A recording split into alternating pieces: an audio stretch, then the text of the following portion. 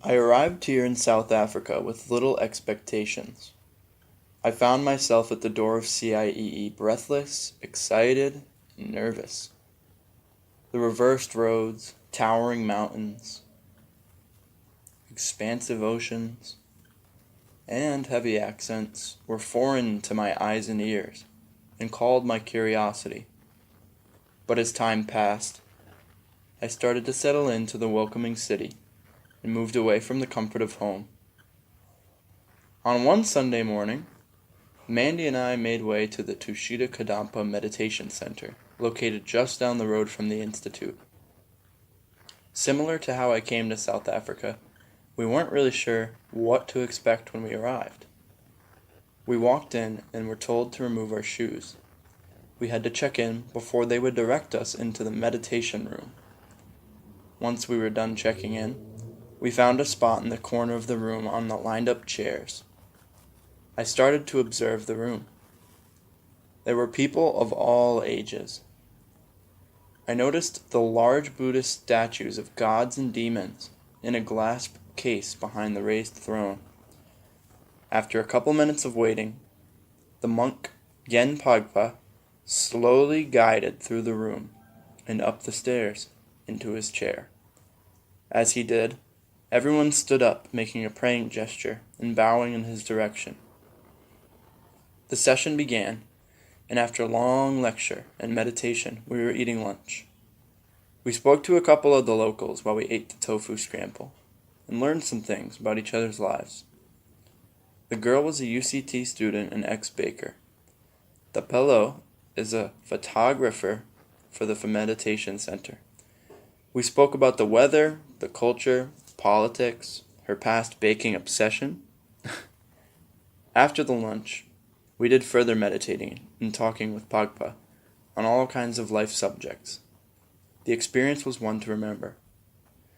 Once we were done, put our shoes back on, and exited, we felt aware of our surroundings and very relaxed. We decided to go get something to drink and check out the shops down the road. We walked for a while and came across OBZ Books. We ended up going into the store looking for something by a South African author. After searching for a bit, we left.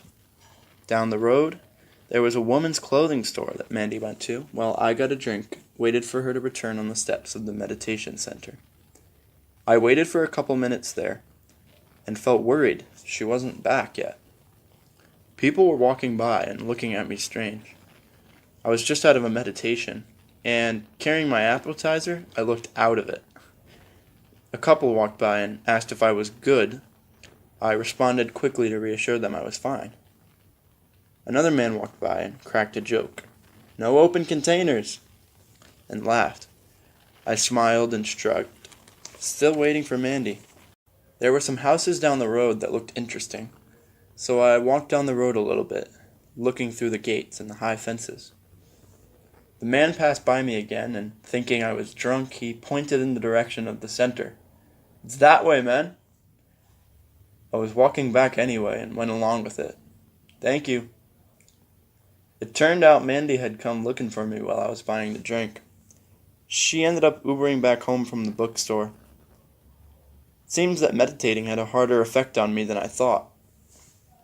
This all goes to show just how quickly and deeply one's culture influences the way they're treated and perceived in the world. Irregardless of the way I perceived myself, people thought I was drunk or not okay. I felt fine and was simply waiting for a friend. Perhaps if I was a black man, they would have kept on their way, as so many do every day. Perhaps my facial expression did not match my inner expression. Maybe the way I was dressed, or how I looked.